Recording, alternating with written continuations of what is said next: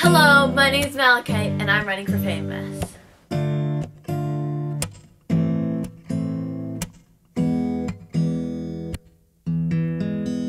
This video contains spoilers for the first 5 seasons of Once Upon a Time, but nothing from the new season.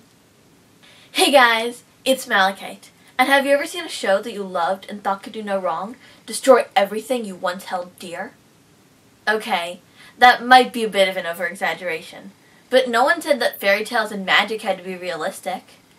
That's why taking classic fairy tale characters and putting them into the shoes of everyday people is such a brilliant idea. Next week I'll be talking about the worst aspects, but for now, this is the top 11 best aspects about Once Upon a Time. Number 11. Having strong female leads.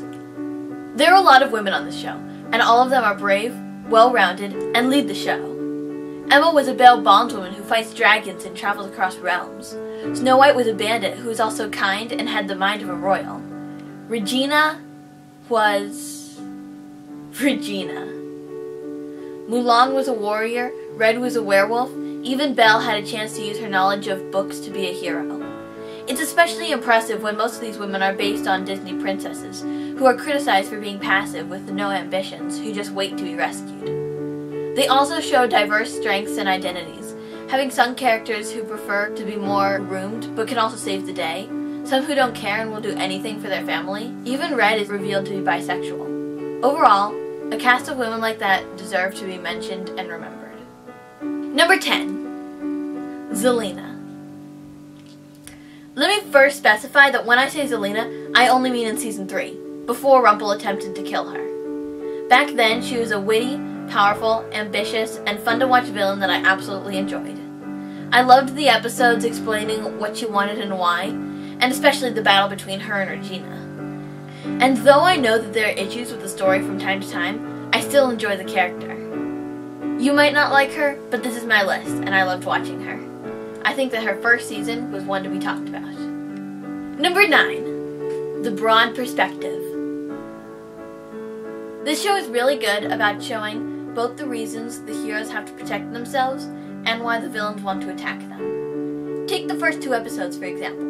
The first one shows the hero's perspective and the choices they make, and the second shows the villains. We might not agree with all of the choices they make, but we know why and we can sympathize. Number 8. The chemistry between castmates. In this show, the acting isn't always perfect, but when a character says, "I love you," or "I'm sorry," you believe it. They can bring out the best in each other, and it's one of the things that makes this show so great. Number 7. Cruella de Vil. Like Zelena, Cruella was just a joy to watch. She was witty, shady, and pure evil. Learning about her past was wonderful, and watching her die was tragedy. Now, I didn't like the 5th season much at all, but when I thought they might bring her back to life, I was ready to forgive them for everything. Like I said with Zelena, you might not like her, but this is my list. Number 6. Characters being multiple characters. There are some things that grab me in this show, and are reasons why I watch. This is one. The way they use characters they've already introduced as characters other than the ones who share their name is genius. Having Cora be the miller's daughter from Rumpelstiltskin added a new layer to her character, as did having Rumpelstiltskin be the Beast from Beauty and the Beast. Rumpelstiltskin being the crocodile, Balefire being Henry's dad, Rumpelstiltskin's dad being Peter Pan, Rumpelstiltskin being Cinderella's fairy godmother, and all the other times a character wasn't limited to their Disney and fairy tale counterparts. Number 5. The costumes. Even people who don't like the show have to admit one thing. It's incredible to look at. These costumes are amazing. Heck, look at Regina's Enchanted Forest wardrobe alone. Tell me those costumes aren't phenomenal. I've seen the behind the scenes for the costume design, and you can really see the effort that goes into making each of these masterpieces. You might not agree with everything on my list, but I know you agree with this one. Number 4. The episode Skin Deep. For those of you who don't know which episode I'm talking about, Skin Deep was Season 1, Episode 12, the Beauty and the Beast episode. If you need a refresher, Belle's father calls Rumpelstiltskin in hopes that he can save their country from the Ogre War. Rumpelstiltskin says that he will win the war for them if Belle comes to live with him as his maid. She agrees, much to the dismay of her father and Gaston, her fiancé. Despite him forcing her to sleep in a dungeon, she eventually sees the good in him, and they fall in love. All the while, he refuses to believe it. Finally, when he sends her to the village to get more straw, she meets Regina, who tells her that true love's kiss would turn him into a man once again, and they could live happily ever after. She kisses him, and it begins to work, and he finds out her intentions. However, he believes that she is trying to take away his power and working on behalf of Regina. He becomes enraged and throws her in the dungeon before smashing nearly everything in his house. He tells Belle to leave, claiming that he didn't care about her, and though she knows the truth, she does. Regina tells Rumpel that Belle's father locked her in a tower and had her flayed due to her connection with him, and she committed suicide, which he believes. He sends Regina out and places the symbol of their love, a chipped cup, on display. It is revealed at the end of the episode that Regina lied and had actually captured Belle and that she was still alive. I hope you can see why I love this episode.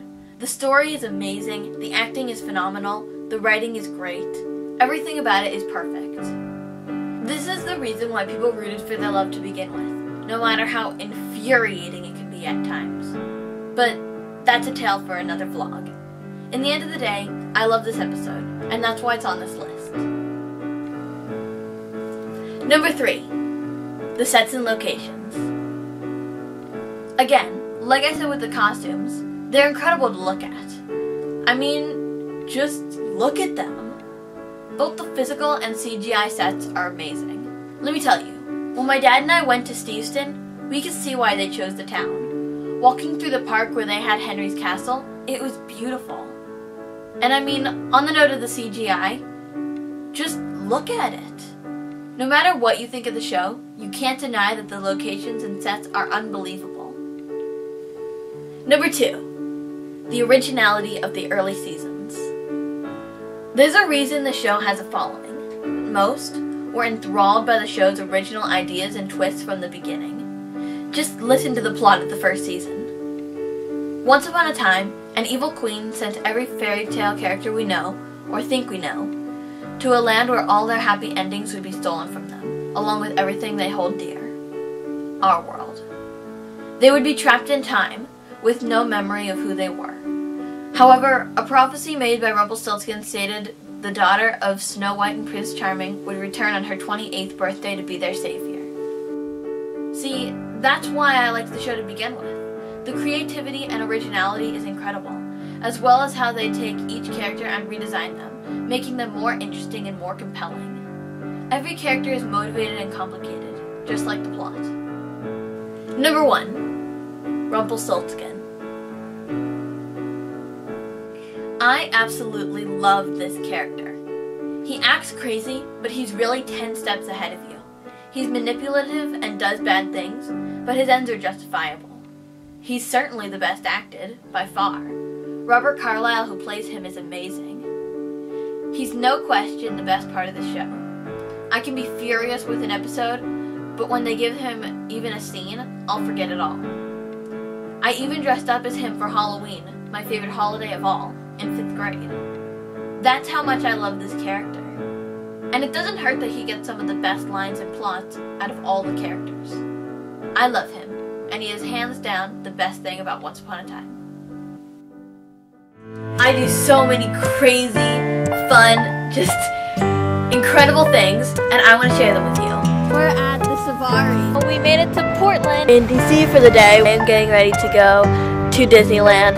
We're in Seattle. I'm in San Francisco. I am in Steveston, which is the town where Once Upon a Time was filmed. And I'm here with M. Violin from MM Awesome. Sophia! My stepmom and I. This is our friend Anthony. My Aunt Amy and my Uncle Rich. Me and my dad and my grandma and papa. A Harley Quinn makeup tutorial. I got swindled. Blindfolded water taste test. A yummy apple crisp. We went to the biggest bookstore. We went to the biggest amount of food trucks. And now we're going to the biggest toy store. So, my name's Malachite, and I'm running for famous.